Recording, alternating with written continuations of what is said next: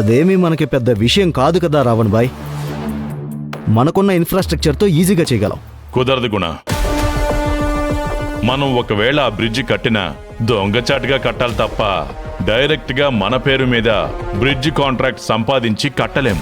ఎందుకు? మనకి కాంట్రాక్ట్ రాదా? ఇవ్వరా? గవర్నమెంట్లో మనకు కావాల్సింది చేసేవాళ్ళు చాలా మందే ఉన్నారు కదా. కొన్ని పనులు నేను ఆలోచించే చేస్తాను. కొన్ని కావాలనుకుంటే బలవంతంగానైనా తీసుకుంటాను. కొన్ని వద్దనుకుంటే తోసి అవతల పడేస్తాను. శివగామి ఇంతకు ముందు కట్టిన ఫ్లైఓవర్ బ్రిడ్జిలో క్రాక్స్ వచ్చాయి కదా.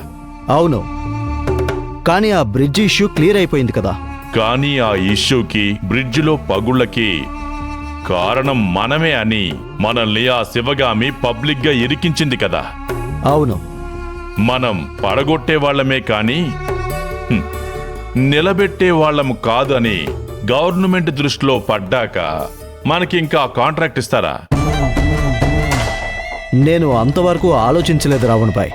బిజినెస్ మ్యాన్ గా ఎదగాలి అనుకునేవాడికి దూరదృష్టితో పాటు భవిష్యత్తుని ప్రిడిక్ట్ చేయగల శక్తి, మన గతం వలన జరగబోయే పరిణామాలను ఎనలైజ్ చేసుకోవలసిన క్యాపబిలిటీ ఉండాలి. అర్థమైంది రావణ్ భాయ్.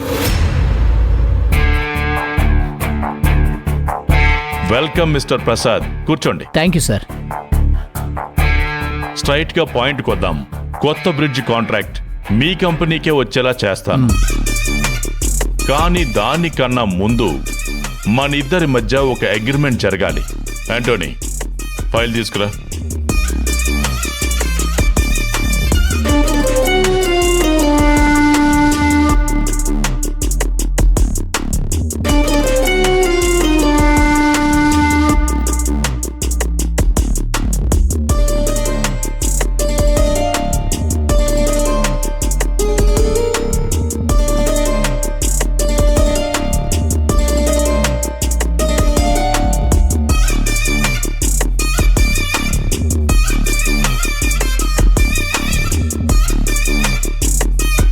$600 కోట్ల ప్రాజెక్టు మీద 150 కోట్ల కమిషన్ అడిగితే బ్రిడ్జి కట్టడం ఎలా సార్?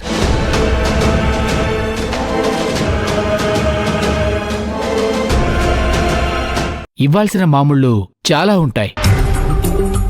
ఎందరినో మేనేజ్ చేయాలి, ఎందరికో తినిపించాలి. నా మార్జిన్ సంగతి పక్కన పెడితే ఎక్స్పెండిచరు మామూలుగా ఉండదు కదా సార్. ఆ బ్రిడ్జ్ కన్స్ట్రక్షన్ కి ఎంత ఖర్చు అవుతుందో క్యాలిక్యులేట్ చేసి వేసిన లెక్కది. అందులో లంచాలు, ఆమ్యామ్యాలు, మామూళ్ళు అన్నీ ఉన్నాయి. మీ ప్రాఫిట్ 50 కోట్లు కూడా అందులోనే ఉన్నాయి. 300 కోట్ల బ్రిడ్జి కట్టడానికి 50 కోట్ల మామూళ్ళకి 50 కోట్లు మీ మార్జిన్కి. నేను కాంట్రాక్ట్ ఇప్పించినందుకు 150 కోట్లు నాకు ఇవ్వలేరా? నాకు 200 కోట్లు ఇస్తానంటే ఆఫీషియల్స్ని, పర్మిషన్స్ని కూడా నేనే మేనేజ్ చేస్తాను. మీరు జస్ట్ బ్రిడ్జి కట్టండి, లాభం తీసుకోండి, అంతే.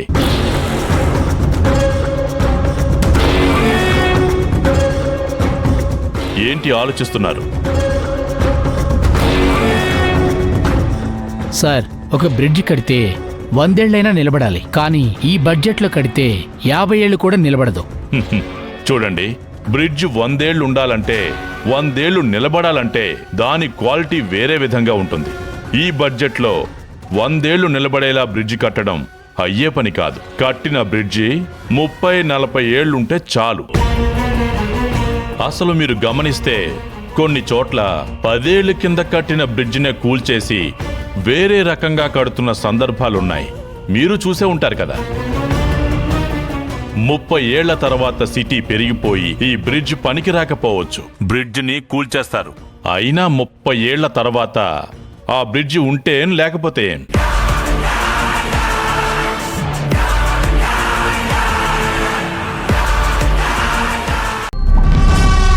హాయ్ భవానీ.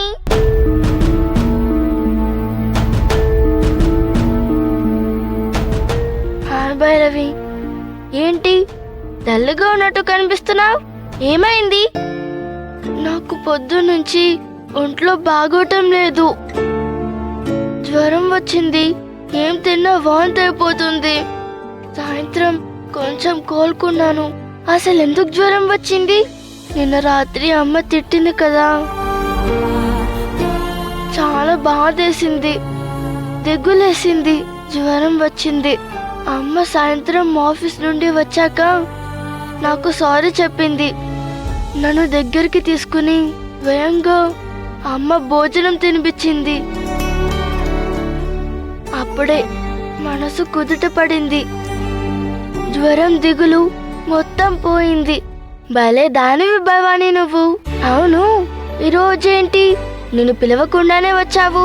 నీకు ఒక విషయం చెప్పాలని వచ్చాను. ఏంటి? ఆది బాబాయ్కి గొంతు ఆపరేషన్ కోసం ఏర్పాట్లు జరుగుతూ ఉన్నాయి. తొందరలోనే ఆపరేషన్ చేస్తారు. ఆపరేషన్ 100% సక్సెస్ అవుతుందని డాక్టర్లు చెప్పారు.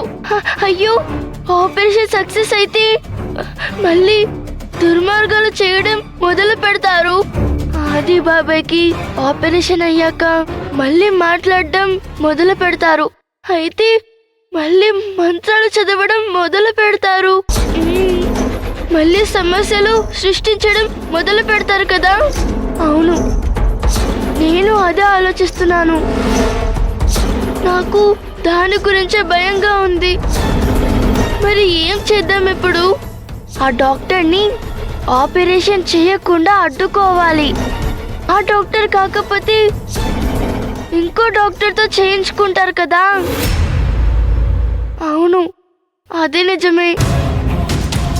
అయినా డాక్టరు మన చెప్పిన మాటే వింటాడని గ్యారెంటీ లేదు. మరి దారేంటి? ఆది బాబాయ్కి మాట మళ్ళీ వస్తుందంటే తలుచుకుంటేనే భయంగా ఉంది. ఏం చేయాలో అర్థం కావటం లేదు. నేను ఒక్కసారి ఆ డాక్టర్తో మాట్లాడి చూస్తాను. నువ్వా? అవును, నేనే వెళ్ళి మాట్లాడతాను. నువ్వు వెళ్తే ఆ డాక్టర్ భయపడిపోతాడేమో భైరవి. ఓ, పోనీ నువ్వు మాట్లాడతావా? నాకు అడ్రస్ ఏం తెలీదు కదా, ఎలా మాట్లాడాలి? డాక్టర్ వివరాలు, అడ్రస్ నేను చెప్తాను. నువ్వు ఒక్కసారి వెళ్ళి రిక్వెస్ట్ చెయ్యి. అలాగే భైరవి, మన ప్రయత్నం మనం చేద్దాము. రేపు అమ్మ ఆఫీస్కి వెళ్ళాక నువ్వు డాక్టర్ దగ్గరికి వెళ్దు గాని. అలాగే భైరవి, ఒక్కసారి మాట్లాడి రిక్వెస్ట్ చేద్దాం. సరే భవానీ, నేను ఇక వెళ్ళొస్తాను. అసలే నీకు ఒంట్లో కూడా సరిగ్గా లేదు కదా. అలాగే భైరవి.